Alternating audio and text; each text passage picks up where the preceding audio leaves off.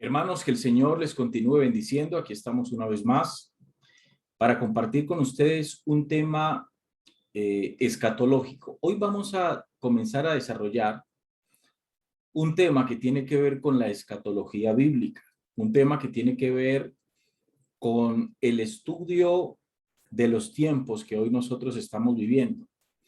Yo estoy plenamente convencido, amados hermanos, que los tiempos que hoy estamos viviendo son tiempos proféticos, es el cumplimiento de muchas profecías bíblicas, es el cumplimiento de mucho de lo que el libro del Apocalipsis nos enseña y está registrado, amados hermanos y amigos. Entonces, hoy quiero compartir con ustedes un tema, el cual lo he titulado Tiempo Extra. Bienvenidos a su canal Verdad y Libertad. Quien les habla, su servidor, el pastor José Luis López. Transmitimos desde la ciudad de Cali, Colombia. Gracias a todos por suscribirse a este canal. Si no lo ha hecho, le invitamos a que usted lo pueda hacer. Y esperamos, como siempre, que este tema sea de bendición para la vida de cada uno de ustedes. Tiempo extra es el título del mensaje que hoy quiero compartir con ustedes. Vamos a hacer un análisis y de antemano quiero expresar y dejar de manera clara que voy a poner sobre la mesa unos conceptos, voy a poner sobre la mesa unas interpretaciones de algunos textos bíblicos. Cada uno de ustedes, bajo la dirección del Espíritu Santo, va a tener que discernir lo que vamos a compartir, lo que vamos a hablar. Hablar de escatología bíblica es una cosa no difícil, pero quizás, ¿cómo lo digo? La escatología es algo que es profundo. Es la rama de la teología que estudia la profecía bíblica. Y cuando uno habla de profecía bíblica, pues encontramos muchas posiciones teológicas, muchos pastores, denominaciones, concilios, etcétera, etcétera, tienen su propio concepto o tal vez su propia interpretación de algunos textos bíblicos. De modo que voy a poner sobre la mesa algunos textos bíblicos, algunas opiniones, y cada uno de ustedes pues simplemente va a tomar su propia posición, y si algo les puede bendecir esto que vamos a hablar, pues damos gloria al Señor por eso. Si es así, le invitamos nuevamente, lo expreso, a que lo puedan compartir. Amados hermanos y amigos, los tiempos que hoy vivimos nos dicen, por donde quiera que nosotros lo veamos, que el tiempo del fin se acerca. Cuando hablamos del tiempo del fin, no estoy hablando del fin del mundo, porque el concepto fin del mundo es un concepto completamente errado. Cuando hablamos del tiempo del fin, estamos hablando del tiempo donde los juicios de Dios sobre este mundo se acercan. Entonces, ¿a qué hacemos referencia cuando hablamos del tiempo del fin?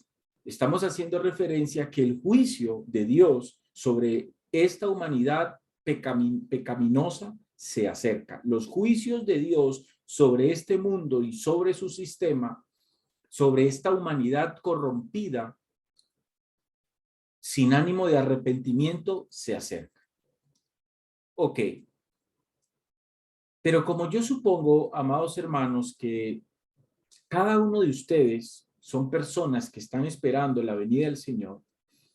¿Y por qué digo esto? Porque cuando uno habla acerca del tiempo del fin, yo comprendo que dentro del cuerpo de Cristo, que es la iglesia, muchas personas no están esperando la venida del Señor. De hecho, hay personas que ni siquiera toman en cuenta el cumplimiento de los tiempos proféticos que hoy estamos teniendo y que hoy estamos viviendo en el mundo entero. Entonces, este tema es un asunto que le interesa a hombres y mujeres que están esperando la venida de nuestro Señor Jesucristo.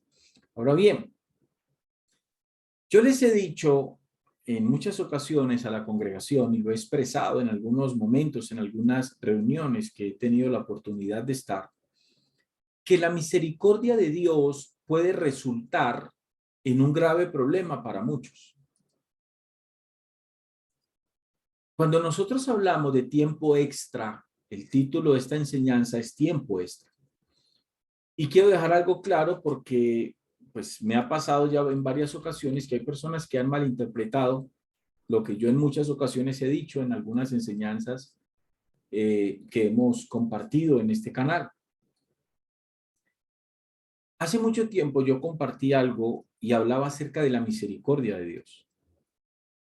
A veces el hombre se jacta de que la misericordia de Dios es para siempre,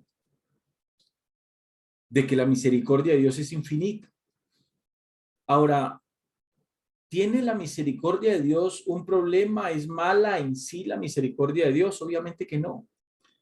Lo que les voy a decir es que la misericordia de Dios, cuando nosotros hablamos de que estamos viviendo quizás un tiempo extra, de que el tiempo de la gracia ya pudo haber pasado o estamos en la línea del término del tiempo de la gracia, que es el tiempo donde la iglesia se ha de manifestar en el mundo, pues pudo haber llegado ya a su fin y que el tiempo en el cual nosotros estamos viviendo es un tiempo extra, es un tiempo de misericordia. Y entonces repito, la misericordia de Dios no tiene nada de malo, eso lo dejo completamente claro. El punto es que el hombre, el ser humano, a veces malinterpreta y tiene problemas con la misericordia de Dios. Voy a ponerles un ejemplo. Mucha gente que vive en pecado, que vive apartado de Dios, que está viviendo una vida sin importarle los principios, los planes y los preceptos de Dios, los mandamientos de Dios. A ese tipo de personas les va bien en la vida, ese tipo de personas prosperan, ese tipo de personas quizás pocos se enferman, a ese tipo de personas los negocios les salen bien, les funcionan bien las cosas en su vida. Y entonces la gente cree y piensa que eso es la bendición de Dios sobre ellos. Realmente nosotros sabemos por medio de la Escritura que la bendición de Dios realmente es para los hijos de Dios. Y que esto bueno que les está sucediendo a personas que no conocen a Dios, eso bueno es simple y llanamente misericordia de Dios sobre ellos. O sea, la misericordia de Dios está por encima de todo el mundo. Dios obra con todo el ser humano en base a misericordia. Pero cuando hablamos de los hijos de Dios, ya estamos hablando de otra cosa. La bendición de Dios es sobre sus hijos. Las misericordias de Dios son sobre todos los seres humanos. Entonces es allí donde surge el problema de creer que a mí me está yendo bien porque Dios me está bendiciendo. Y es la manera errónea de que el hombre sin Dios piensa. Porque yo escuchaba mucha gente adúltera, fornicaria, mentirosa, etcétera, etcétera, etcétera, hombres y mujeres que están apartados de Dios, decir, Dios a mí me bendice mucho. ¿Por qué? Porque les está yendo bien en algo. Entonces, ellos no saben, no entienden, no comprenden que les están sucediendo esas cosas por misericordia, no porque sus vidas estén agradando a Dios, para que por ende ellos sean bendecidos por Dios. Entonces, allí es donde hablo de que la misericordia de Dios, en ocasiones para algunas personas, como este tipo de personas que no conocen a Dios, se les convierte en un problema. Ahora bien, ¿qué es un tiempo extra? Un tiempo extra es un tiempo de misericordia. Y un tiempo de misericordia, o el problema que puede generar un tiempo de misericordia, es que la misericordia de Dios puede hacer un tiempo extra, que repito, es un tiempo de misericordia, puede hacer que muchos de los que están en Cristo se aparten, o puede hacer que muchos de los que no conocen a Dios lleguen al conocimiento de Dios. De hecho, la misericordia de Dios tiene ese fin. Un tiempo extra para que Dios traiga sus juicios sobre esta tierra tiene ese fin. ¿Cuál es el fin? De que muchos hombres y mujeres puedan llegar a un arrepentimiento genuino y puedan llegar al conocimiento de Dios a causa de un tiempo extra. ¿Y qué es un tiempo extra? Repito, un tiempo de misericordia. ¿Cuál es el problema con ese tiempo extra y con ese tiempo de misericordia? Repito, que dentro de ese tiempo extra, afortunadamente muchos de los que están afuera pueden entrar porque el tiempo se amplió, pero desafortunadamente muchos de los que están adentro se pueden retirar. Y eso ha pasado a través de los años en la Iglesia Cristiana Evangélica. De hecho, ustedes notarán, tal vez conocerán a personas, amados hermanos, que usted los conoce, que hacen parte de la Iglesia de Cristo, que se congregan con nosotros, pero que cuando uno habla de que Cristo viene y cuando uno comparte quizás noticias proféticas que están en pleno desarrollo de su cumplimiento, ese tipo de personas, de hermanos y hermanas, comienzan a decir, no, pero yo hace rato vengo escuchando que Cristo viene, hace rato que Cristo viene y que no pasa nada. Quizás usted no conoce personas o quizás sí, pero la verdad es que yo conozco personas que es que hace rato yo vengo escuchando que Cristo viene y no pasa nada. Esa manera de pensar, consciente o inconscientemente, ha hecho que muchos, y está haciendo que muchos, se enfríen. Y al enfriarse dejan de esperar a su Señor. Y viene como un estado de frialdad, de tranquilidad, donde a mí ya no me interesa lo que está sucediendo en el mundo, a mí ya no me interesa el cumplimiento de los tiempos proféticos, la profecía no me interesa, ese cuento de que estamos en los tiempos del fin no me interesa mucho, porque realmente yo ya como que perdí el interés de que Cristo viene. Ese es el problema. Ese es el problema que puede generar la misericordia de Dios y que realmente está pasando y ha venido pasando.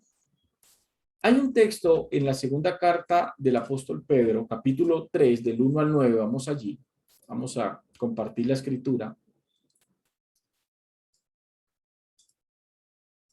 Vamos allí a compartir la escritura, segunda carta de Pedro, capítulo 3, del verso 1 al 9. Vamos a comenzar a leer en el nombre del Padre, del Hijo y con la dirección del Espíritu Santo de Dios. Dice así la escritura. Amados, dice Pedro, esta es la segunda carta que os escribo y en ambas despierto con exhortación vuestro limpio entendimiento. Verso 2. Para que tengáis memoria, escuchen bien esto, de las palabras que antes han sido dichas por los santos profetas y del mandamiento del Señor y Salvador dado por vuestros apóstoles.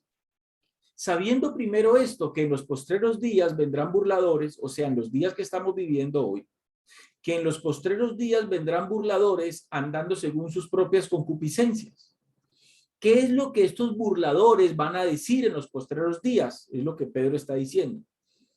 Lo que estos burladores van a decir en los postreros días, amados hermanos, está en el verso 4. ¿Qué es lo que ellos dirán? ¿Qué es lo que están diciendo hoy muchos? Y diciendo, versículo 3, perdónenme. Sabiendo primero esto, que en los postreros días vendrán burladores andando según sus propias concupiscencias y diciendo, ¿qué es lo que los burladores van a decir en los postreros días? O sea, en los tiempos que hoy nosotros estamos viviendo, dice el verso 4, ¿dónde está la promesa de su advenimiento? Esa pregunta hoy la están haciendo muchos, tanto dentro de la iglesia de Cristo como fuera de ella.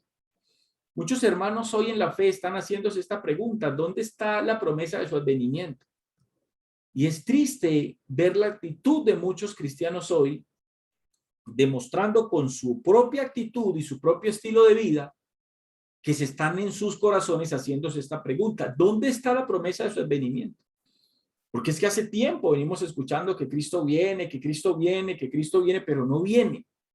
¿Dónde está la promesa de su advenimiento? Porque desde el día en que los padres durmieron, todas las cosas permanecen así como desde el principio de la creación.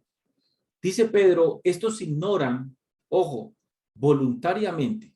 Qué peligroso es uno ignorar algo voluntariamente, porque hay una diferencia en uno ignorar algo porque desconoce algo. Otra cosa es uno conocer una verdad y conociéndola, ignorarla. Yo estoy convencido que cada uno de nosotros como hijos de Dios, cada uno de nosotros como hijos de Dios, o los hijos de Dios, digámoslo mejor así, no podemos ignorar que Cristo viene por su pueblo, por su iglesia y que ese tiempo está a las puertas. Pero dice Pedro en el verso 5, estos ignoran voluntariamente que en el tiempo antiguo fueron hechos por la palabra de Dios los cielos y también la tierra, que proviene del agua y por el agua subsiste. Verso 6. Por lo cual el mundo de entonces pereció anegado en agua. Por los cielos y la tierra que existen ahora están reservados por la misma palabra. Pero los cielos, verso 7, vuelvo y lo leo, pero los cielos y la tierra que existen ahora están reservados por la misma palabra, guardados para el fuego en el día del juicio y de la perdición de los hombres impíos. ¿De qué está hablando Pedro en este texto? Del tiempo del juicio de Dios sobre esta tierra. Verso 8. Mas, oh amados, les dice Pablo a la iglesia. Dice Pedro, perdónenme, mas, oh amados, no ignoréis esto. Escuchen bien a esto que dice Pedro. Mas, oh amados, no ignoréis esto. Que para con el Señor un día es como 1000 años y 1000 años como un día. Verso 9. El Señor no retarda su promesa, según algunos la tienen por tardanza, sino que es paciente para con nosotros, no queriendo que ninguno perezca, sino que todos procedan, dice ahí el versículo 9, al arrepentimiento. Quiero volver a leer el verso 8, donde dice, mas, oh amados, presten mucha atención aquí. Mas, oh amados, dice el versículo 8, no ignoréis esto, que para con el Señor un día es como 1000 años y 1000 años como un día. Recuerden, por favor, esto que dijo Pedro con respecto a la manera como para Dios puede ser un día. La pregunta es esta. ¿Estaba Pedro revelando algo aquí cuando dice esto en el versículo 8? ¿O simplemente les recordaba algo que ellos ya sabían? Hagámonos esa pregunta. Cuando Pedro dice allí, verso 8, más, oh amados, no ignoréis esto, que para con el Señor un día es como 1000 años y 1000 años como un día. Vuelvo y planteo la pregunta, ¿estaba Pedro revelando algo aquí? ¿O simplemente Pedro les está recordando algo que ellos ya sabían? Más adelante lo desarrollamos. Verso 9. El Señor no retarda su promesa, según algunos la tienen, dice Pedro allí, por tardanza, sino que es paciente para con nosotros, no queriendo que ninguno perezca, sino que todos procedan, dice Pedro allí, ¿a qué? Al arrepentimiento. Mucha atención a esto, amados hermanos. Este asunto lo trata Pedro en esta carta. ¿Cuál asunto? El que les acabé de explicar. La misericordia de Dios a veces se convierte en un problema para los propios hijos de Dios y se convierte en un problema para los impíos o para el hombre que no conoce de Dios. Este es el asunto que Pedro trata en esta carta.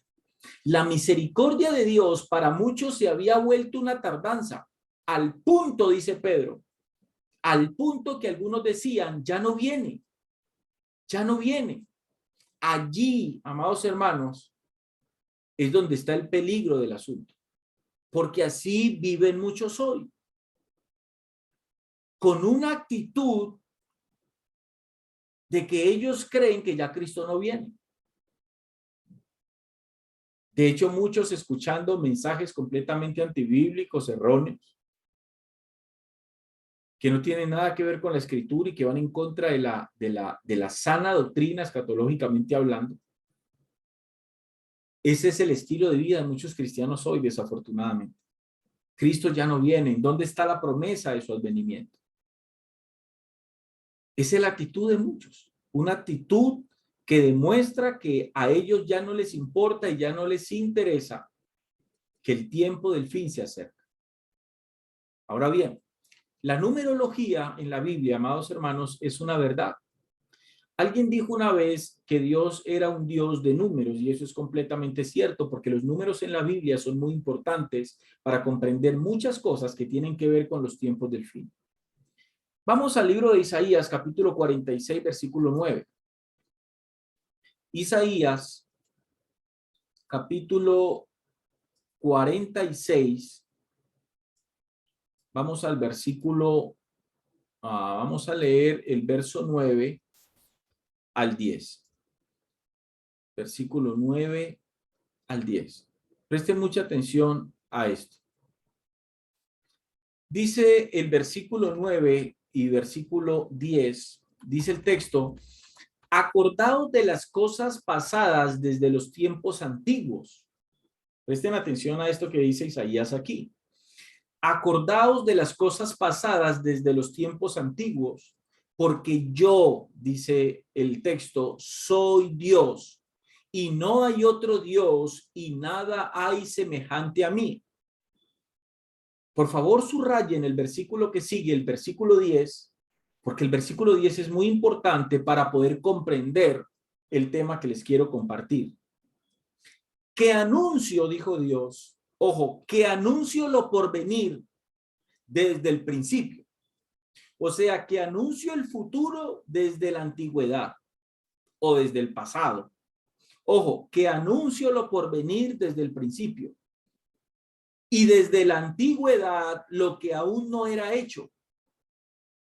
Vamos a leer hasta allí ese verso 10. Vuelvo y lo leo.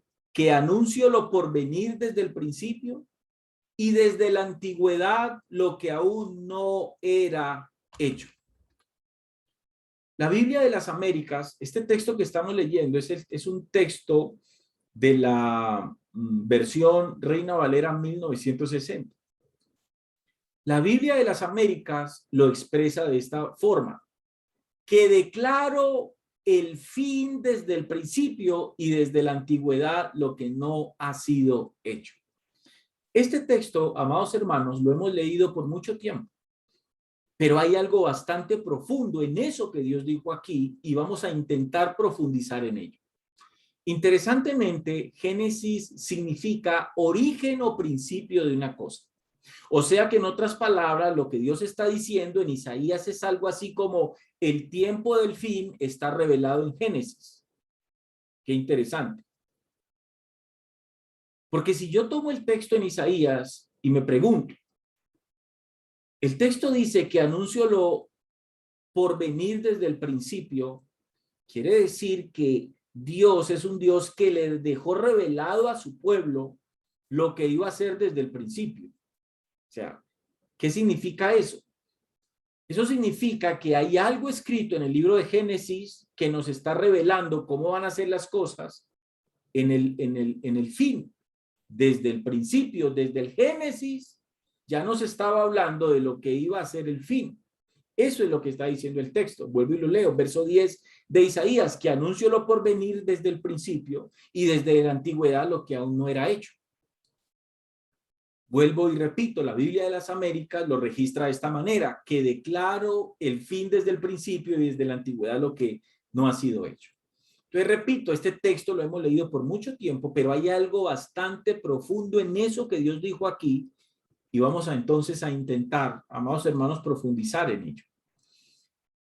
Les acabé de decir que interesantemente Génesis significa origen o principio de una cosa. Repito, o sea que en otras palabras, lo que Dios está diciendo en Isaías es algo así como el tiempo del fin está revelado en Génesis. Y entonces quiero que vayamos al libro de Génesis, capítulo 1, y vamos a leer desde el versículo 1 al versículo 31. Denme un momento, por favor. Génesis, capítulo 1. Vamos a leer del versículo 1 al 31. Dice entonces el texto, vamos a ver un momento, por favor, del versículo 1 al 31. Ok, vamos a leer. Dice así el texto. En el principio creó Dios los cielos y la tierra estaba desordenada y vacía. Recuerden que vamos a intentar leer desde el versículo 1 al versículo 31 y vamos a intentar analizar estos textos bíblicos a ver si hay algo dentro de esta escritura que vamos a leer que nos hable algo del futuro, de los tiempos del fin o cómo van a ser los tiempos del fin. Ok, en el principio creó Dios los cielos y la tierra Y la tierra estaba desordenada y vacía, y las tinieblas estaban sobre la faz del abismo, y el Espíritu de Dios se movía sobre la faz, dice el texto allí, de las aguas. Y dijo Dios, sea la luz, y fue la luz, y vio Dios que la luz era buena, y separó Dios la luz de las tinieblas, y llamó Dios a la luz día, y a las tinieblas llamó noche, y fue la tarde y la mañana un día. Luego dijo Dios, haya expansión en medio de las aguas, y separe las aguas de las aguas, e hizo Dios la expansión, y separó las aguas que estaban debajo de la expansión, de las aguas que estaban sobre la expansión, y fue así. Verso 8.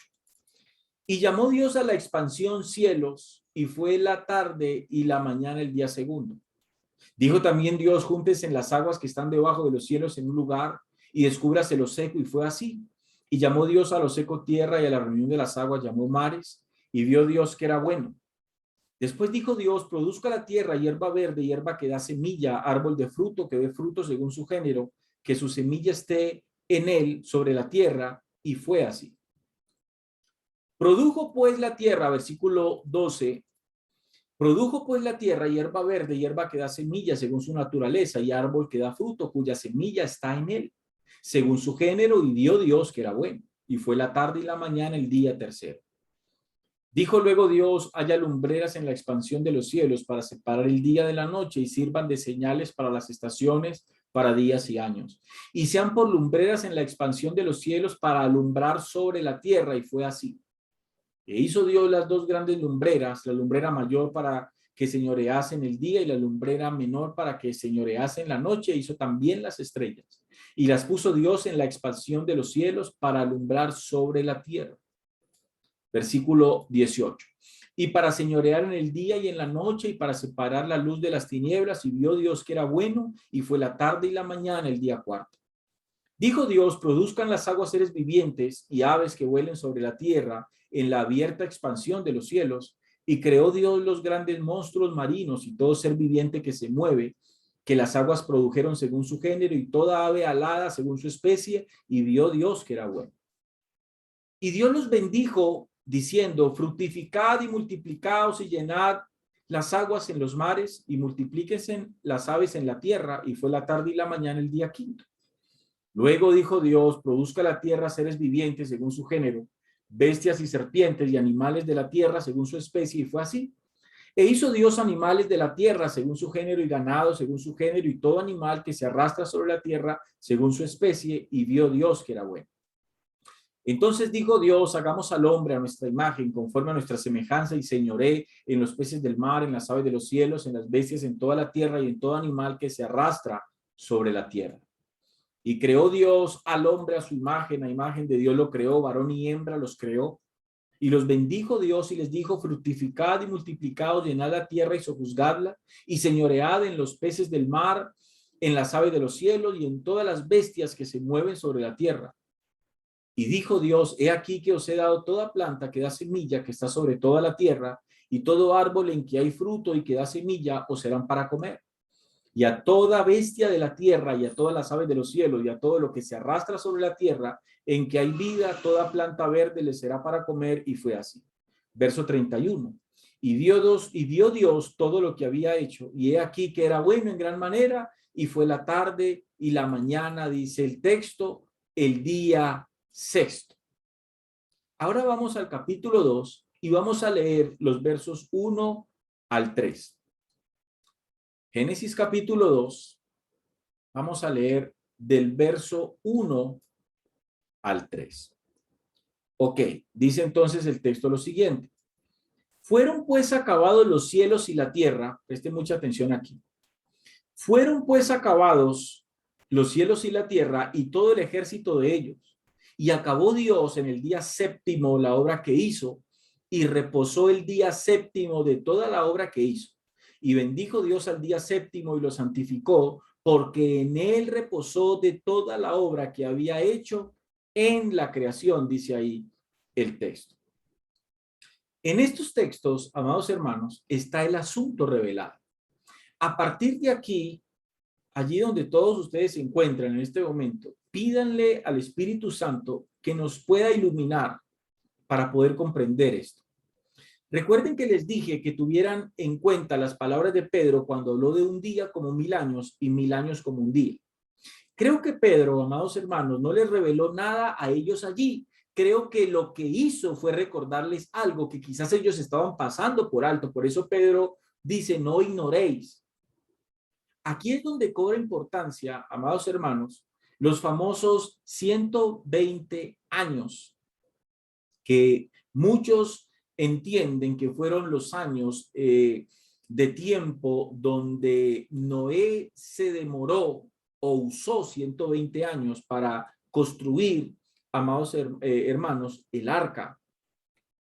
Hay una postura teológica la cual yo comparto, y es que los 120 años deben de ser comprendidos como 120 jubileos, o sea, comprendiendo que un jubileo es una temporada de 50 años, entonces 120 jubileos equivaldrían a 6000 años. Ya les voy a explicar un poco más esto que les estoy diciendo. O sea, lo que Dios dijo fue, en otras palabras, la historia del hombre sobre la tierra será de 6000 años. Y si lo interpretamos de esa manera, eso sí le daría sentido entonces a los días de la creación en Génesis. ¿Por qué? Porque el Génesis nos relata a nosotros que Dios se demoró 6 días en hacer la creación y al séptimo día descansó. Por eso es que les dije comenzando que la numerología tiene mucha importancia y mucha relevancia para poder entender un poco mejor o comprender un poco mejor el tiempo que nosotros estamos viviendo. Bien, ¿cómo podemos comprender esto? Para poder comprender la profecía que el Señor nos está dando en Génesis del 1 al capítulo 2, en los versos 1 al 3, tendríamos que convertir cada día en periodos de 1000 años. O sea, Dios hizo la creación en 6 días y descansó al séptimo día. ¿Cómo debemos de comprender esto? Cada día debemos de verlo como 1000 años. Por eso recuerden las palabras de Pedro. Cada día debemos de verlo como 1000 años. O sea, tenemos 6000 años de historia humana y el séptimo día, según Génesis, fue el día en que Dios descansó. El séptimo día equivaldría a otros 1000 años, 7000 años, pero ese milenio número séptimo equivaldría al reino milenial que el pueblo de Dios está esperando que Cristo establezca en esta tierra. Hay un salmo, no se preocupen que lo vamos a explicar mejor, simplemente quiero poner sobre la mesa este asunto. El Salmo capítulo 90, versículo 4, vamos allí. Salmo capítulo 90, versículo 4, porque les dije que habría que preguntarnos si Pedro le estaba dando una revelación en esa carta o si les estaba recordando algo que ellos sabían. Resulta que cuando leemos este salmo, el salmista registra esto, porque 1000 años delante de tus ojos son como el día de ayer que pasó y como una de las vigilias, dice ahí el texto, de la noche. O sea, el pueblo de Dios sabía esto, sabía que para Dios un día es como 1000 años y 1000 años como un día. La pregunta es, repito, ¿sabía el pueblo de Dios este asunto? Yo estoy convencido que sí, amados hermanos. Pedro no estaba revelando nada nuevo allí. Pedro no estaba revelando absolutamente nada. Pedro estaba recordándoles a ellos algo que ellos ya sabían. Si nosotros logramos comprender estos números desde esta perspectiva, yo les aseguro, amados hermanos, que nos va a ayudar a comprender un poco mejor este asunto. El número 7 en la Biblia, iglesia, el número 7 en la Biblia, creo que muchos de nosotros sabemos eso, representa la plenitud. Este número se usa en la escatología para hacer referencia a una analogía a Jesús como nuestro descanso, pero también aplica para el milenio, tiempo donde Cristo va a reinar aquí en la tierra y él también descansará de la obra que ha venido haciendo en cada uno de nosotros como iglesia. Ahora vamos al texto que es clave de este asunto y es donde surge esta posición teológica. Génesis capítulo 6 del verso 1 al 13. Vamos allí. Génesis capítulo 6, del versículo 1 al 13. Espero estén comprendiendo, amados hermanos. Si algo de pronto alguien no entiende, pues ahí en la barra de comentarios me puede dejar la pregunta y yo con mucho gusto se la puedo responder. Vamos a leer desde el versículo 1, Génesis capítulo 6, del 1 al 13, vamos desde el versículo 1. Dice, aconteció que cuando comenzaron los hombres a multiplicarse sobre la faz de la tierra, y les nacieron hijas, que viendo los hijos de Dios que las hijas de los hombres eran hermosas, tomaron para sí mujeres, escogiendo entre todas. Y dijo Jehová, no contenderá mi espíritu con el hombre para siempre, porque ciertamente, dice ahí el texto, él es carne, mas serán sus días 120 años. Por favor, subrayen eso ahí en sus Biblias o tomen apunte de esto. Mas serán sus días 120 años. Notemos, amados hermanos, que lo que nos relata el verso 3 está sujeto o es la consecuencia del verso 2. Por favor, pongan mucha atención a lo que están leyendo. Repito, lo que nos relata el verso 3 está sujeto o es la consecuencia de lo que dice el verso 2. ¿Qué dice el verso 2? Que viendo los hijos de Dios, que las hijas de los hombres eran hermosas, tomaron para sí mujeres escogiendo entre todas. Ese fue la razón por la cual Dios dice lo que dijo en el verso 3.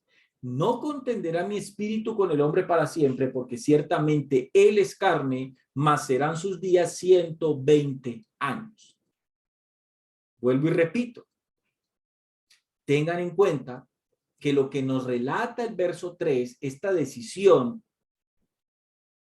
está sujeta o fue sujeta o es la consecuencia de lo que dice el verso 2. ¿Qué pasó en el verso 2? Aquí es donde surge una pregunta y aquí es donde yo voy a poner sobre la mesa un punto de vista. ¿Qué pasó en el verso 2? La pregunta es, ¿quiénes son los hijos de Dios allí? ¿Eran hombres o ángeles caídos? Hay dos posiciones teológicas, amado hermano. Hay una posición teológica que dice que los hijos de Dios allí son los descendientes de Set, y hay otra posición teológica que dice que los hijos de Dios en ese contexto eran ángeles. Yo personalmente comparto esa posición. Yo hago parte de la posición teológica que dice que los hijos de Dios allí fueron ángeles, mas no los descendientes de Set. Pero antes de desarrollar esta pregunta, que es muy importante, vamos a analizar a qué se puede referir ese ultimátum de 120 años a que hizo referencia Dios cuando dijo eso. ¿Qué fue lo que Dios dijo? ¿Qué significa eso que serán sus días 120 años? Número uno, vamos a empezar a analizar eso. Número uno, ¿hablaba de la longevidad del hombre? O sea, que los hombres a partir de eso iban a vivir solo 120 años. La respuesta es no, amados hermanos. Y la respuesta es no, porque después del diluvio hubieron hombres que pasaron ese tiempo en edad. Solo miremos el ejemplo de los descendientes de Sem, registrados en Génesis capítulo 11.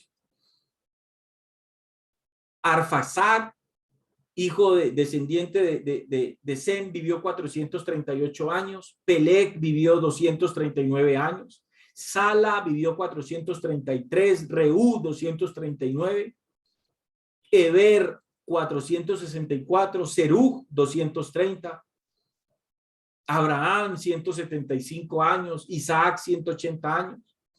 Esto sugiere entonces de manera clara que esos 120 años no hacen referencia a la longevidad del hombre. O sea que cuando Dios dijo, mas sus días serán 120 años, Dios no estaba diciendo que a partir de eso el hombre solo iba a completar 120 años de vida y iban a morir. O sea, que nadie iba a vivir más de 120 años. Claramente no. Después de eso, muchos hombres sobrepasaron esos años. Entonces, esto sugiere que esos 120 años no hacen referencia a la longevidad del hombre. O sea que el hombre a partir de ese ultimátum iba a vivir solo 120 años porque realmente no fue así y la escritura nos lo enseña y lo registra de manera clara. La otra postura es que cuando Dios dijo eso, se refería a que al hombre de ese tiempo solo le quedaban 120 años. O sea, que ese era el tiempo que Noé tardaría haciendo el arca, pero Noé tardó muchos años menos. Vamos a ver por qué. En Génesis capítulo 5, versículo 32, vamos a ir a analizar eso con la escritura. Génesis capítulo 5, versículo 32. Génesis capítulo 5, verso 32, dice el texto lo siguiente. Sí, y siendo Noé, ojo aquí, y siendo Noé de 500 años, ojo que es importante esto, por favor. Y siendo Noé de 500 años, engendró a Sem, a Cam y a Jafet. Aquí aparece Noé con 500 años. Ahora saltemos a Génesis 7, versículo 11 al 13. Génesis capítulo 7, del verso 11 al 13. Aquí. Génesis 7, del verso 11 al 13, dice el texto. El año 600 de la vida de Noé, preste atención a esto. El año 600, dice, de la vida de Noé, en el mes segundo, a los 17 días del mes, aquel día fueron rotas todas las fuentes del grande abismo y las cataratas de los cielos fueron abiertas. Ojo, en el año 600 de la vida de Noé. Verso 12, y hubo lluvia sobre la tierra 40 días y 40 noches. En este mismo día entraron Noé, Sem, Cam y Jafet, hijos de Noé, la mujer de Noé y las 3 mujeres de sus hijos con él en el arca. Claramente, amados hermanos, el número aproximado de años fue de 100 o quizás un poquito menos. ¿Por qué? Porque el texto en Génesis 7, del 11 al 13, registra que cuando Noé entró al arca, habiéndola ya terminado, en el año 600, o sea, Noé tenía 600 años cuando entró al arca. En el año 600 de la vida de Noé, no en el año 610 ni 605, sino en el año 600 de la vida de Noé, en el mes segundo, a los 17 días del mes. Hay una cronología importante allí. En el mes segundo, después de que Noé había completado sus 600 años, en el mes segundo, después de él completar sus 600 años, a los 17 días del segundo mes, sucedió el diluvio.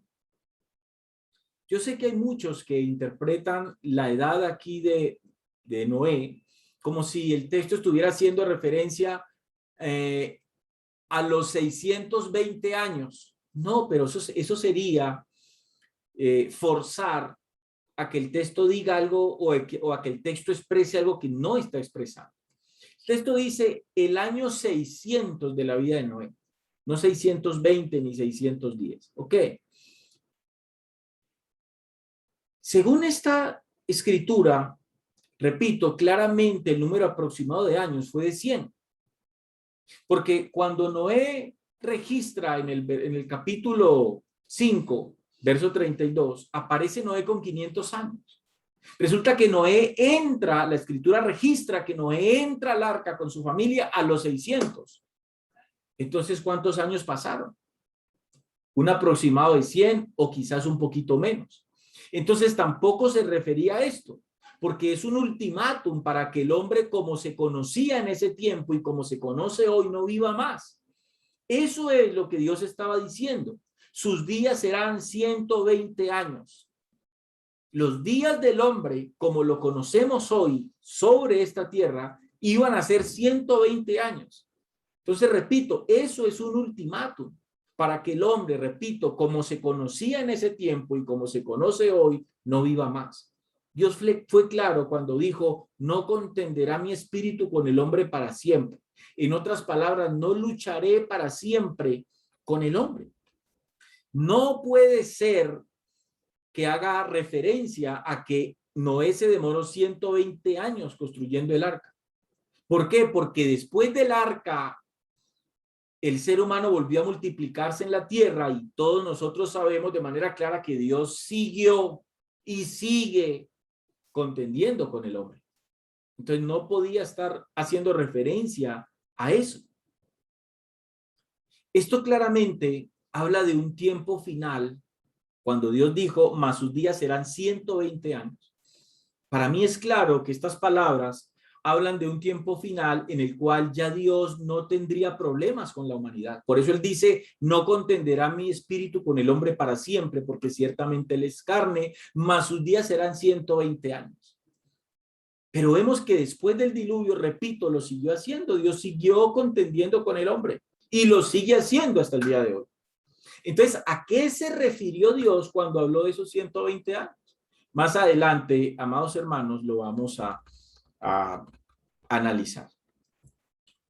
Analizando un poco la historia de hombres de Dios, Agustín de Hipona, amados hermanos, dijo que con respecto a si los hijos de Dios que se llegaron a las hijas de los hombres, con respecto a eso, Agustín de Hipona dijo que no eran ángeles, como suponen algunos. Según él, la escritura declara sin ambigüedad, de manera clara, que eran hombres. Bien, en tiempos modernos, Clarence Larkin, amados hermanos, dijo que los hijos de Dios eran ángeles que tomaron cuerpo humano y como hombres se casaron con las hijas de los hombres. Witness Lee, el sucesor de Watchman Nee, dijo que los hijos de Dios eran los ángeles caídos que se unieron a Satanás en su rebelión contra Dios.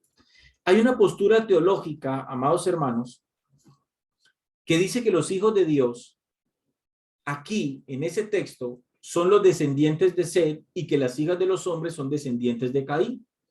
Ahora, ¿por qué nuestra posición es que en este texto los hijos de Dios son ángeles? Repito, nuestra posición es que los hijos de Dios fueron ángeles. Primero, porque en ningún texto del Antiguo Testamento, y aquí es donde vamos a expresar algunos fundamentos, en ningún texto del Antiguo Testamento se usa la palabra hijos de Dios para referirse a seres humanos, pero para referirse a ángeles sí. Y eso lo comenzamos a ver en el libro de Job, en el capítulo 1, versículo 6. Vamos allí, por favor. Libro de Job, capítulo 1, versículo 6. Creo que todos hemos leído este texto. Un día vinieron a presentarse delante de Jehová los hijos de Dios, entre los cuales vino también, dice el texto, Satanás. Lo encontramos también en Job capítulo 2, versículo 1. Job capítulo 2, en el verso 1, donde dice aquí el texto, aconteció que otro día vinieron los hijos de Dios para presentarse delante de Jehová, y Satanás vino también entre ellos presentándose delante de Jehová. Volvemos y lo encontramos en el capítulo 38, versículo 7.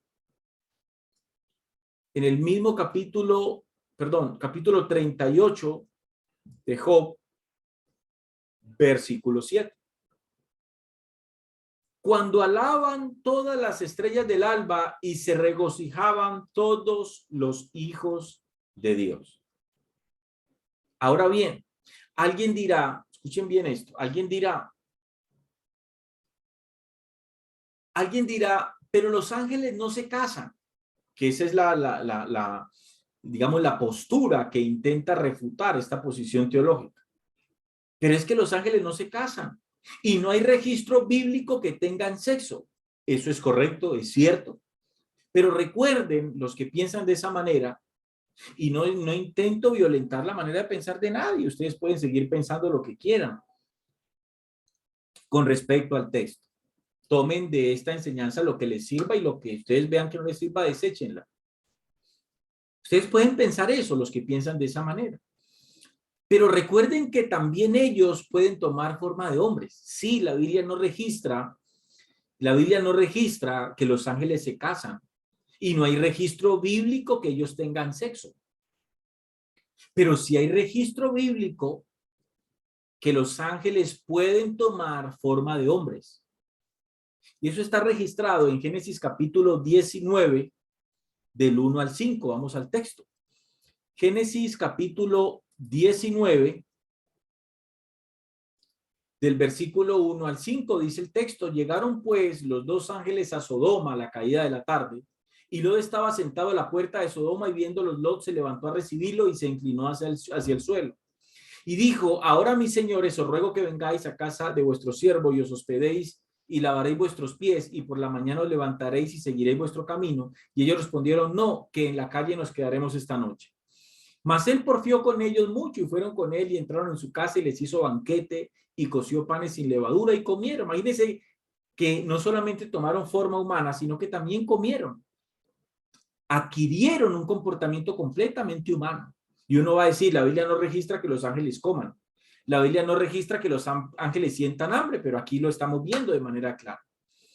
Dice el verso 4, pero antes que se acostasen, rodearon la casa a los hombres de la ciudad, los varones de Sodoma, todo el pueblo junto, desde el más joven hasta el más viejo. O sea, los ángeles se iban a acostar. Usted puede decir, pero es que no hay registro bíblico que los ángeles sientan sueño. Pero aquí, cuando ellos se convirtieron en hombres, se presentaron como seres humanos, cuando tomaron forma humana, pues adquirieron consigo todas las necesidades humanas.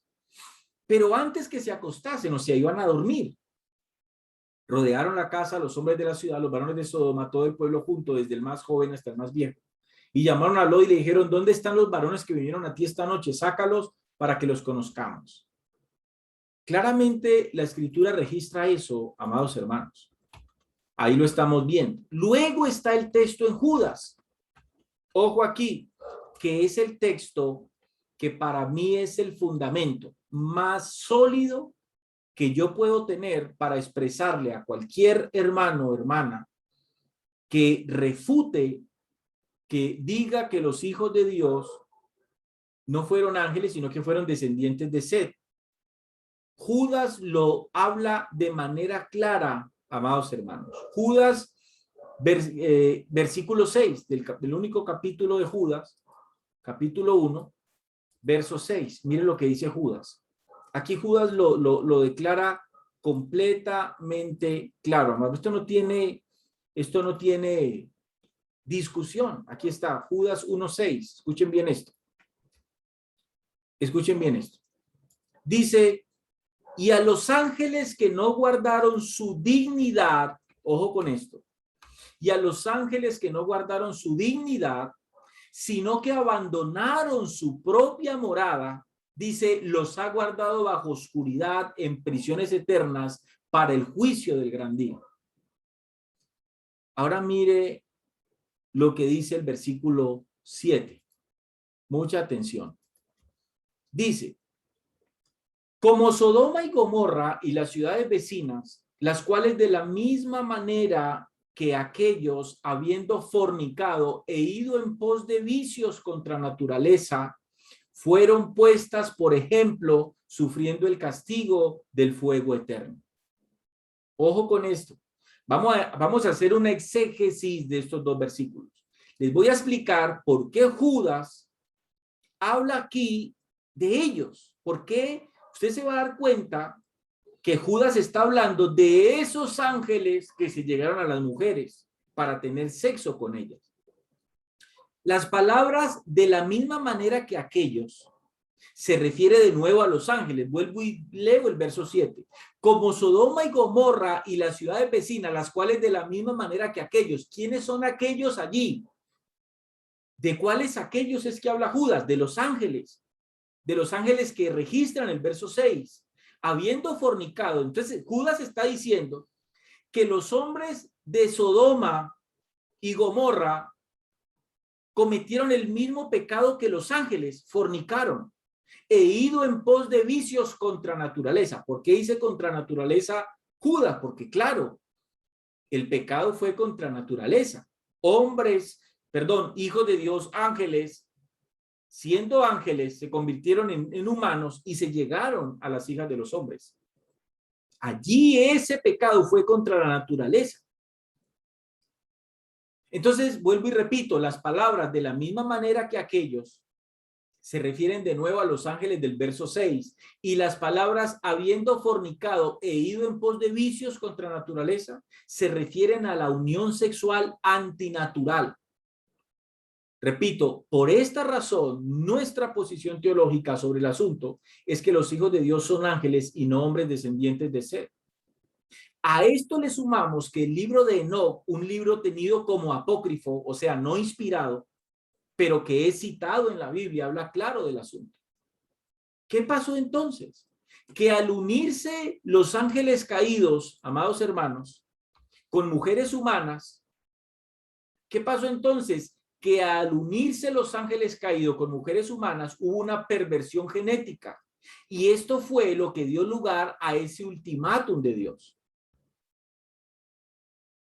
Alguien se preguntará, ¿y qué ganaría Satanás con esto? ¿Por qué lo hizo? Porque detrás de todo esto estaba Satanás. Iglesia y hermanos, Satanás quería impedir el cumplimiento de la promesa de Dios hecha a Eva, que un hijo de ella aplastaría su cabeza. Quizás alguien se pregunte, ¿y qué tiene que ver esto del pasado con el futuro y los tiempos finales? La respuesta es muy simple. Jesús, hablando a sus discípulos sobre su regreso a la tierra, les habló de dos señales que serían particulares en ese tiempo. La una está registrada en Mateo capítulo 24, versículo 37 al 39. Vamos allí. Mateo 24, versículo 37 al 39. Dice así el texto. Mas como en los días de Noé, así será la venida del Hijo del Hombre. Preste mucha atención aquí. Porque como en los días antes del diluvio estaban comiendo y bebiendo, casándose y dándose en casamiento, hasta el día en que Noé entró en el arca. Y no entendieron hasta que vino el diluvio y se los llevó a todos. Así será también la venida del Hijo del Hombre. La particularidad de esta señal, la particularidad aquí no puede ser el comer y el beber, porque eso ha sido normal en toda la vida del hombre hasta hoy, como tampoco el que hayan matrimonio. La pregunta es, ¿a qué uniones se estaba refiriendo Jesús aquí? No puede ser a la unión de hombres y mujeres normales que él creó, sino a la unión de ángeles con mujeres humanas. En otras palabras, a lo que Jesús está haciendo referencia es a la perversión genética que iba a suceder en los tiempos postreros, tal cual como lo estamos viviendo hoy. Entonces, lo que el texto dice es que antes de su regreso, y note que el capítulo 24 no está hablando del arrebatamiento, sino de la segunda venida de Cristo, porque es que no hay señales del arrebatamiento. Las señales de Mateo 24, 25 y Lucas 21, lo que nos hablan es de las señales de la segunda venida de Cristo, no del arrebatamiento de la iglesia. Eso es importante que lo tengan todos en cuenta. Entonces, repito, en otras palabras, a lo que Jesús está haciendo referencia es a la perversión genética de esos tiempos, o sea, los tiempos que estamos viviendo hoy. Lo que se conoce hoy como el transhumanismo. Hoy existe una perversión genética. Satanás está pervirtiendo la genética, amados hermanos, humana. Entonces, lo que el texto dice, repito, es que antes de su regreso, el mundo estará en la misma condición. No que ángeles se estén casando con mujeres, no, sino que la perversión genética que se vivió en ese tiempo es la misma perversión genética que el mundo va a vivir antes de que Cristo venga. Y ahí es donde debemos analizar un poco lo que significan los alimentos transgénicos. Los alimentos transgénicos son alimentos que genéticamente han sido modificados. Ahora, la pregunta que todos debemos de hacernos es, ¿qué tanto afecta nuestro cuerpo, nuestro ADN, nuestra composición genética, un alimento que ha sido modificado genéticamente? Por eso es que nosotros vemos alimentos que no tienen semilla, vemos fruta como guayaba manzana, vemos alimentos cítricos como el limón Tahití, como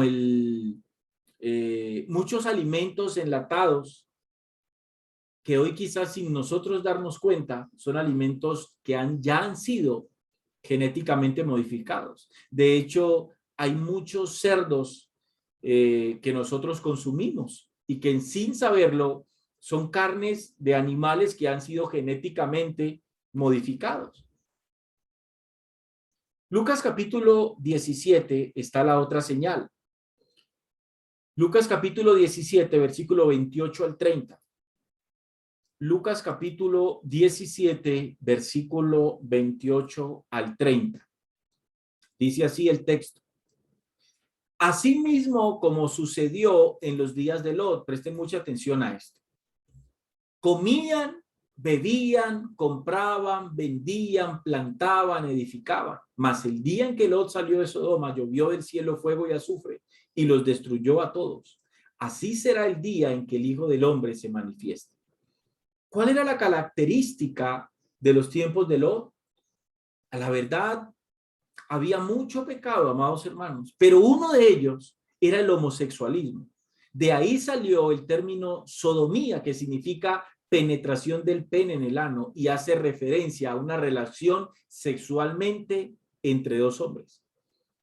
Claramente, amados hermanos, estas dos señales las estamos viendo en pleno cumplimiento en estos tiempos. ¿Qué es lo que estamos viendo en estos tiempos? Perversión genética y el auge del homosexualismo. Volvamos a Génesis capítulo 6, versículo 4. Génesis capítulo 6, vamos a leer desde el versículo 4. Ojo aquí. Dice el texto, había gigantes en la tierra en aquellos días y también después que se llegaron los hijos de Dios a las hijas de los hombres y les engendraron hijos. Estos fueron los valientes que desde la antigüedad fueron varones de renombre. Y vio Jehová que la maldad de los hombres era mucha en la tierra y que todo designio de los pensamientos del corazón de ellos era de continuo solamente el mal. Aquí hay algo muy interesante, amados hermanos. ¿Qué había hecho que los hombres de este tiempo tuvieran esa característica? Ojo, ¿qué había hecho que los hombres en este tiempo tuvieran esa característica? ¿Qué los había vuelto malos? ¿Pudo haber sido la modificación genética que en ellos había? Para mí la respuesta es sí. Ahora bien, si es así, ¿será posible que de eso es que habla el apóstol Pablo en la segunda carta a Timoteo, capítulo 3, versículo 1 al 5?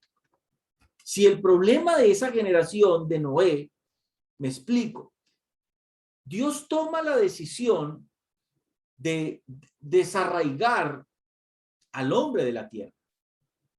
¿Por qué la tomó?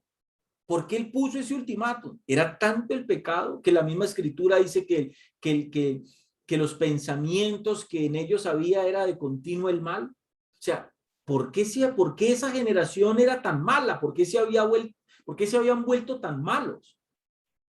Porque todos ellos estaban genéticamente modificados. Los ángeles caídos no solamente habían modificado genéticamente con seres humanos, sino que aún los animales los habían pervertido genéticamente. Y ahí es donde entra a colación lo que se conoce como se me va el nombre, lo que se conoce como Dios, denme un momentico, por favor. Mitología griega. ¿Por qué Dios no solamente destruyó al ser humano, sino que también los animales tenían que ser destruidos? Repito, es importante preguntarse eso. Entonces, repito, hay algo interesante en ese texto. Dice, pues vamos a leerlo, dice allí, versículo 5. Y vio Jehová, ojo, que la maldad de los hombres, de todos los hombres, era mucha en la tierra, y que todo designio de los pensamientos del corazón de ellos era de continuo. O sea, solamente pensaban en cosas malas, en hacer el mal. Vuelvo y repito eso. Aquí hay algo muy interesante. ¿Qué había tenemos que preguntarnos eso, o cabe la pregunta, ¿qué había hecho que estos hombres, que esta generación de este tiempo tuvieran esa característica? Eran malos y que ningún pensamiento bueno pasaba por sus cabezas. ¿Qué los había vuelto malos? La pregunta, ¿pudo haber sido la modificación genética que en ellos había? Si es así, ¿será posible que de eso es que habla el apóstol Pablo en la segunda carta a Timoteo, capítulo 3, versículo 1 al 5? Vamos allí. Segunda carta a Timoteo, capítulo 3, del verso 1 al 5. Dice, también debes saber esto, que en los postreros tiempos, o sea, en los tiempos finales, antes de que Cristo venga por segunda vez, también debes saber esto, le dijo Pablo a Timoteo, que en los postreros días vendrán tiempos peligrosos. ¿En qué radicaba? ¿En qué iba a radicar esos tiempos peligrosos? Dice el verso 2, porque habrá hombres amadores de sí mismos, ávaros, vanagloriosos, soberbios, blasfemos, desobedientes a los padres, ingratos, impíos, sin afecto natural, implacables, calumniadores, intemperantes, crueles, aborrecedores de lo bueno, traidores, impetuosos, infatuados, amadores de los deleites más que de Dios, que tendrán apariencia de piedad, pero negarán la eficacia de ella. A estos, le dijo Pablo a Timoteo, evita. ¿Será entonces que de esto es que está hablando el apóstol Pablo aquí? Qué interesante que Pablo habla aquí de cómo será el carácter. Ojo, una característica especial de los hombres en los postreros días. Dice Pablo, serán hombres malos, en otras palabras. Planteo la pregunta. ¿Será posible que así como los hombres eran malos en los tiempos de Noé a causa de una perversión genética, así se repetirá con los hombres en los postreros tiempos por la misma razón? Si esto es así, cosa que yo creo, tomaría mucho sentido las mismas palabras de Pablo cuando dijo en segunda de Corintios capítulo 5 versículo 17. Vamos allí. Segunda de Corintios capítulo 5 versículo 17. Tomaría mucho sentido esto que Pablo dijo aquí. De modo que si alguno está en Cristo, nueva criatura, ojo, nueva creación es. Las cosas viejas pasaron y aquí todas son hechas nuevas. Alguien dirá, pero yo nunca he ido a un laboratorio a hacerme modificaciones genéticas. Vuelvo y lo repito, hace muchísimos años nosotros venimos consumiendo alimentos transgénicos, o sea, modificados genéticamente. La pregunta es, estos alimentos transgénicos modificados genéticamente, frutas, verduras, carnes, no pudieron producir una degeneración genética en la humanidad hoy. Si es así, repito, toma mucho sentido lo que Pablo dijo. De modo que si alguno está en Cristo, es una nueva creación. Qué interesante. Nueva criatura es.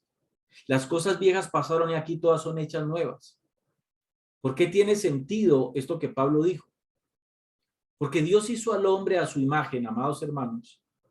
¿Y qué quiere decir? Perdón, Dios hizo al hombre a su imagen. ¿Y qué quiere hacer Satanás? ¿Qué quiso hacer Satanás desde el principio? Pervertir esa imagen y crear la suya propia a través de una modificación genética, porque detrás de todo esto está la mano de Satanás. Eso fue lo que hicieron esos ángeles caídos al servicio de Satanás. Lo estaban corrompiendo todo y trayendo maldad al mundo. ¿Y cómo eran esos hombres? Malos. La escritura dice de ellos que sus pensamientos eran de continuo la maldad. Cada uno de ustedes tomará su postura frente a este asunto, amados hermanos. Volvamos a Génesis capítulo 6, verso 6. Génesis capítulo 6, versículo 6. Dice el texto.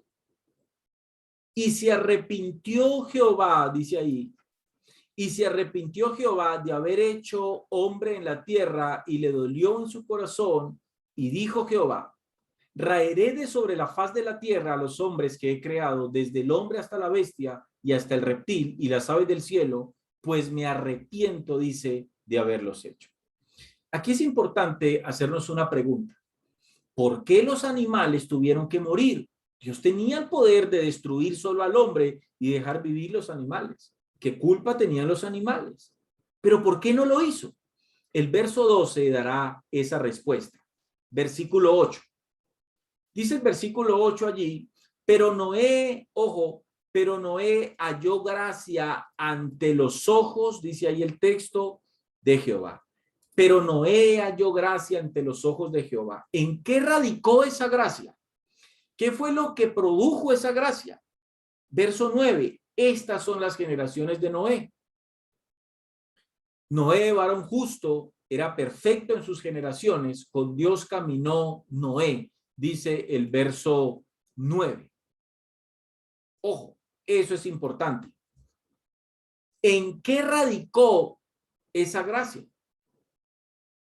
¿Por qué del verso 8 pasa de manera abrupta al verso 9 a hablar de generaciones?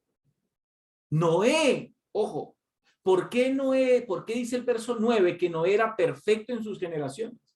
Porque Noé, o qué significa lo que dice el verso 9.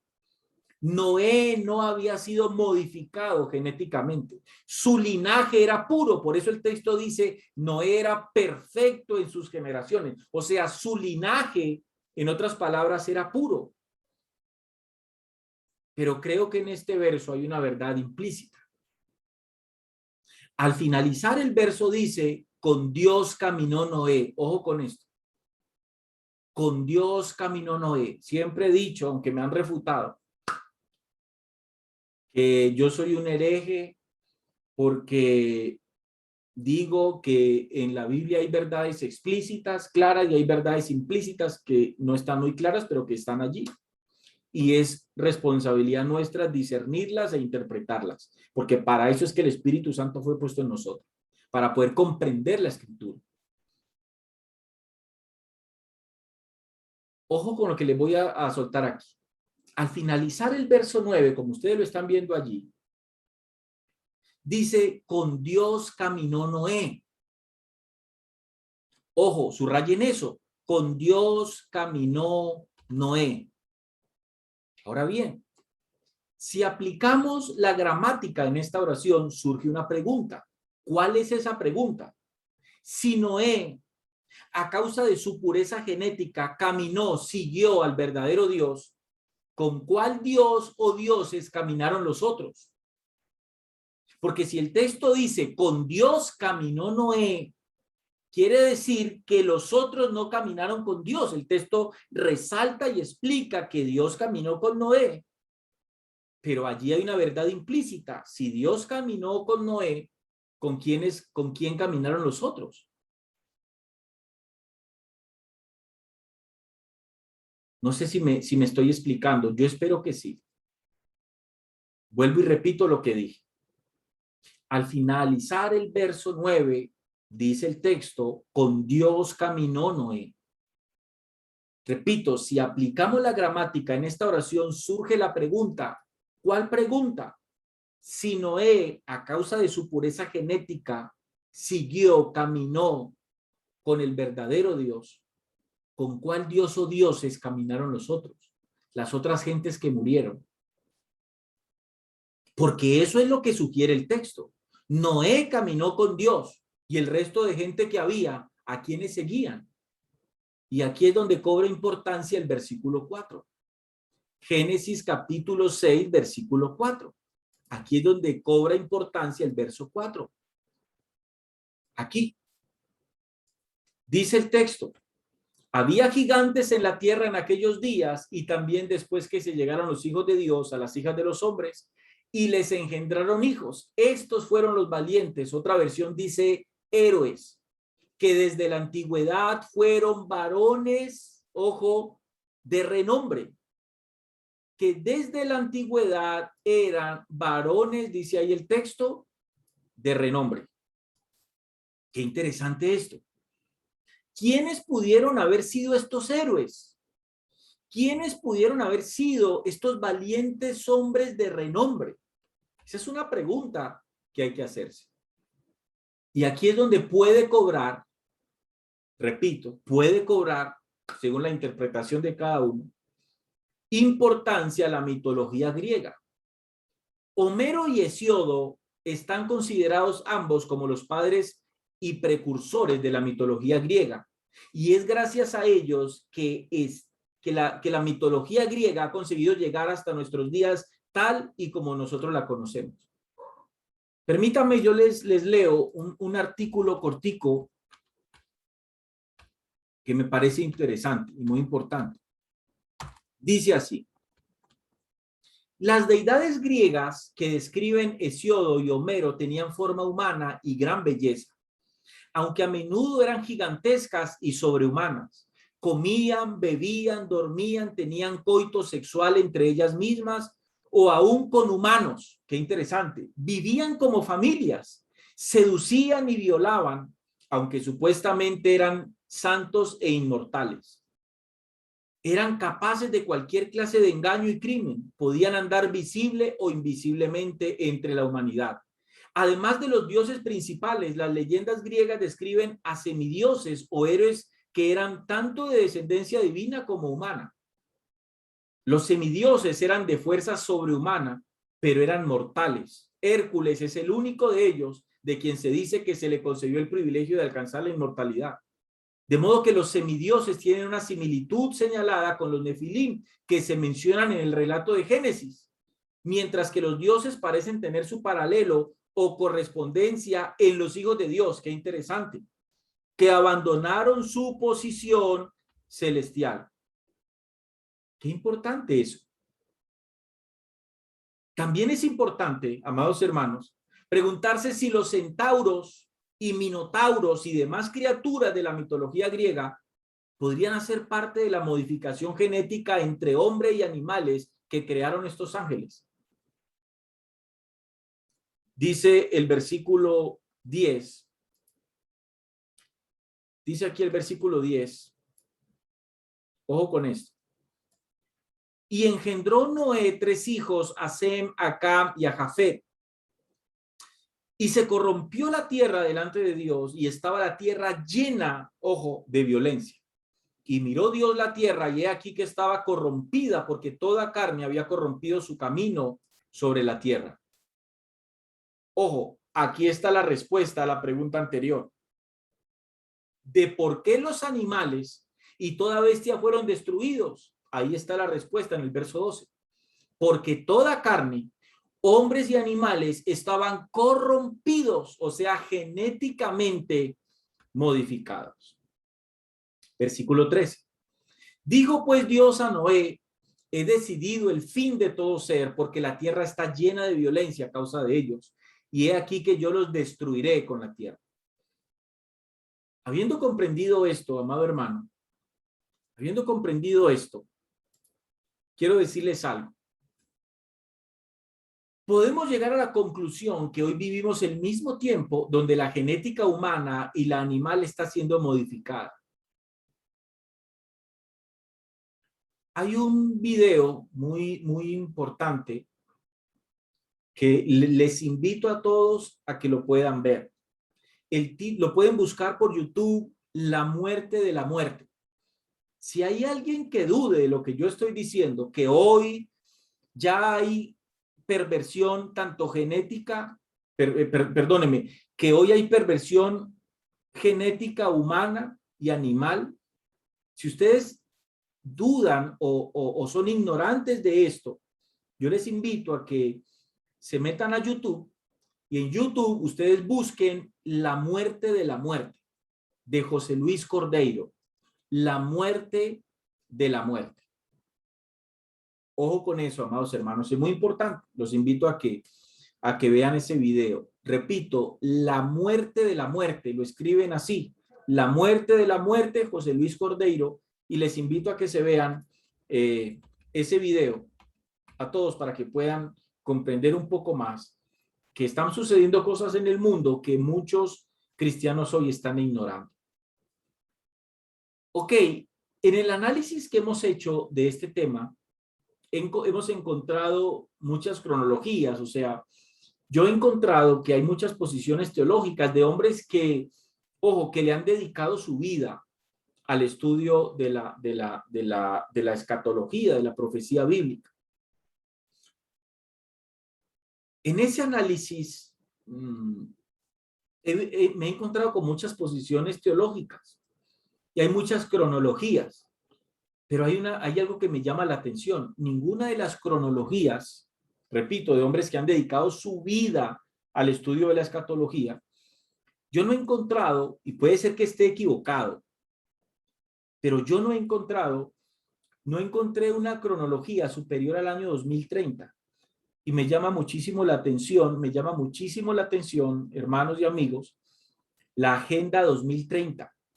Eso me llama mucho la atención, porque las élites que gobiernan este mundo están haciendo todo para establecer un gobierno mundial, del cual habla Apocalipsis capítulo 13. Y todo lo que está sucediendo en el mundo hoy está sucediendo para que salte a la escena, amados hermanos, para que salte a la escena el anticristo.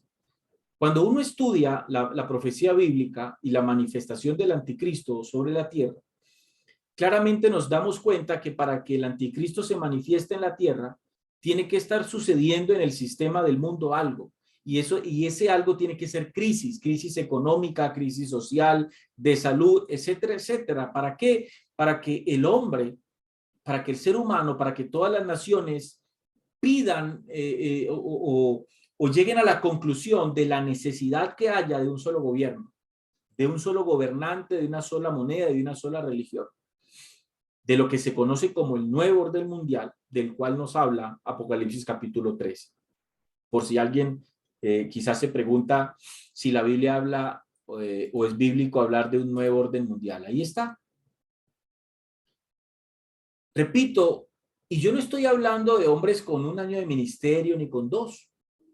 Estoy hablando de grandes teólogos que han dedicado toda una vida al estudio de este asunto. Otros llegan al año 2028. Cuando yo estoy hablando de cronología, estoy diciendo que es una cronología que ellos han hecho acerca de cuándo podría ser el tiempo cuando Cristo regrese por su iglesia. Y aquí quiero aclarar algo y quiero dejar algo muy claro. Yo no voy a establecer un tiempo. Tampoco los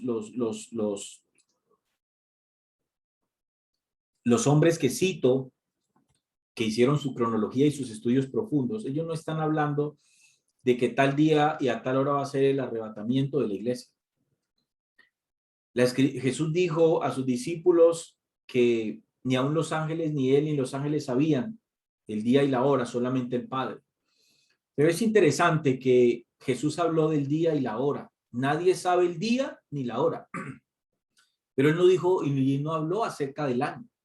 Y yo creo personalmente, puede ser que muchos de ustedes no estén de acuerdo conmigo, pero este servidor, yo creo personalmente que nosotros sí tenemos, en base a la palabra de Dios y en base a las profecías escritas, perdón, sí podemos más o menos reconocer por lo menos un tiempo. O sea, me explico, yo estoy convencido, personalmente estoy convencido que nosotros no alcanzaríamos un año 2040, un año 2050. No creo que alcancemos ese tiempo. Yo creo que Cristo viene por su iglesia y él viene a establecer su reino muchísimo antes que eso. Entonces, repito, yo no estoy hablando de estoy hablando de grandes teólogos que han dedicado, repito, toda una vida al estudio de ese asunto. Otros dicen que en el año 2028 se debería de dar durante ese tiempo, durante el año 2028 se debería dar el arrebatamiento de la iglesia. Otros llegaron al año 2017. Me refiero a que en estos años, repito, se cumpliría el jubileo 120. ¿Recuerdan lo que les dije al principio? Más sus días serán 120 años. Igual a cada cifra habría que restarle los 7 años de gran tribulación descrito en el libro del profeta Daniel. Habría que restarle los 7 años de gran tribulación. Ahora bien, según el calendario judío, y aquí hay dos posiciones. Según el calendario judío, nosotros estamos en el año 5782 a esta fecha. Hace pocos días, de hecho, en Israel se celebró el Año Nuevo, si no estoy mal, en septiembre del año pasado. Si nos basamos en este año, entonces faltarían 208 años para cumplirse el jubileo 120. La cuestión, repito, es que hay dos posiciones que denuncian un problema con esa cronología. Número uno, hay una posición teológica que dice que el calendario judío comenzó a partir de la salida de Israel de Egipto.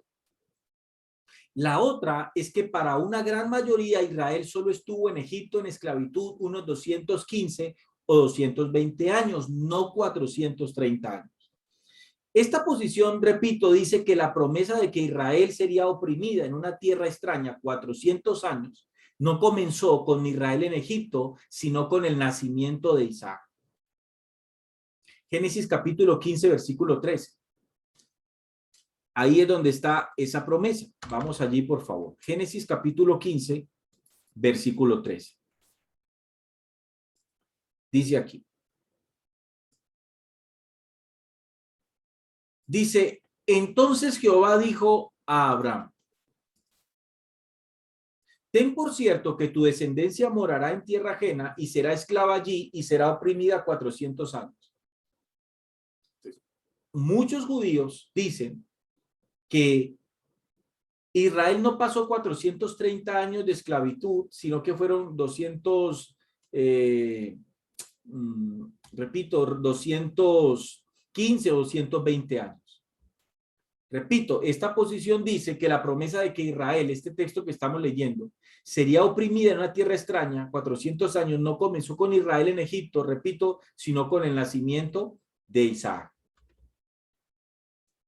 Si esto es así, entonces tenemos una diferencia de 220 años. O sea, a ese 5.782 le sumamos 220, nos daría 6.002, lo cual quiere decir que, creámoslo o no, estamos ya en un tiempo extra de misericordia.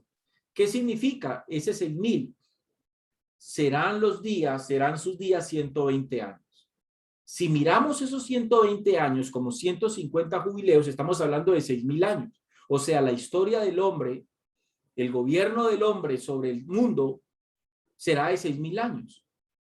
Después de 6.000 años viene el juicio de Dios para él establecer el séptimo milenio y se completaría los 7 días de la creación. 6 días demoró el Señor en la creación y al séptimo día descansó. Es interesante. Puede ser que algunos estén de acuerdo con este análisis, puede ser que otros no. Lo hacemos con respecto, entendiendo obviamente que puede ser que muchos no estén de acuerdo con esta postura. Pero es interesante. O sea, eso registra que ya nosotros estamos en el año 6.000, 6.002. O sea, ya estamos viviendo un tiempo extra, porque la historia de Dios para el hombre fue de 6.000 años. De hecho, si nosotros le echamos un vistazo al tiempo que pasó de Adán a Jesús, ahí podemos darnos cuenta. Fueron 4.000 años. Y de Jesús hasta su regreso serán otros 2.000 años. O sea, 40 jubileos más. Eso nos da una cifra clara de 6.000 años. Ahora bien, ¿cómo podríamos fundamentar un poco más esta posición teológica? Tal vez comprendiendo que la tierra de algún modo está en una especie de arrendo a la humanidad. ¿Es posible comprender eso desde ese punto de vista? Génesis capítulo 1, versículo 26 al 18. Miren lo que dice el texto. Génesis capítulo 1, versículo 26 al 28. Dice el texto lo siguiente. Entonces dijo Dios, hagamos al hombre a nuestra imagen, conforme a nuestra semejanza, y señoré en los peces del mar, en las aves de los cielos, en las bestias, en toda la tierra y en todo animal que se arrastra sobre la tierra. Señoré, escuchen eso y tengan en cuenta eso, por favor. Y señoré. No les compartí la escritura. Vamos allí. Vamos allí.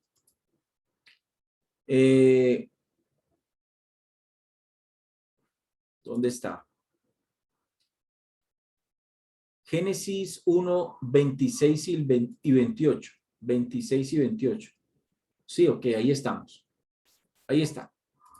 Dice, entonces dijo Dios, hagamos al hombre a nuestra imagen, conforme a nuestra semejanza. Y señoré en los peces del mar, en las aves de los cielos, en las bestias, en toda la tierra y en todo animal que se arrastra sobre la tierra.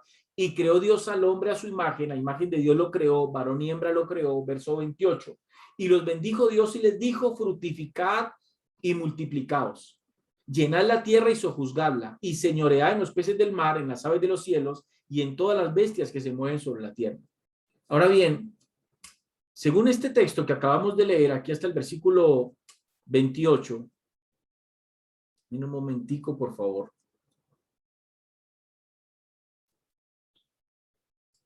Según este texto que acabamos de leer, aquí hasta el versículo 28, ¿se puede entender este texto como el establecimiento del arrendamiento de la tierra al hombre? Yo creo que sí. Cuando Dios le dijo al hombre, fructificad y multiplicaos, llenad la tierra y sojuzgadla, le estaba diciendo que la gobernara. Por eso es que después de la caída o el pecado del hombre en el huerto del Edén, Dios comenzó a hacer pactos con el hombre porque él le había dado dominio al hombre sobre la tierra, sobre el planeta. ¿Qué intento decir con esto? Dios no podía retractarse de su palabra o echarse atrás y quitarle el dominio que le había dado al hombre hasta que no venciera el plazo de 120 jubileos equivalentes a 6,000 años, que él mismo había decretado sobre el hombre. Es por esta razón, amados hermanos, que Dios comienza a hacer pactos solamente con hombres justos en vez de hacer pactos con toda la humanidad. Marcos capítulo 12, versículo 1 al 9.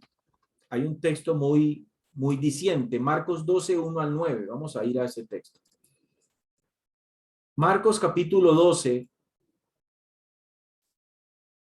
del verso 1 al 9. Dice entonces el texto. Entonces comenzó Jesús a decirles por parábolas, un hombre plantó una viña, la cercó de vallado, cavó un lagar, edificó una torre y la arrendó, ojo, y la arrendó a unos labradores y se fue lejos. Verso 2. Y a su tiempo envió un siervo a los labradores para que recibiese de estos del fruto de la viña. Mas ellos tomándole le golpearon y le enviaron con las manos vacías. Volvió, dice el texto, a enviarles otro siervo. Versículo, a ver. Y a su tiempo envió un siervo a los labradores para que recibiese de estos del fruto de la viña. Verso 3.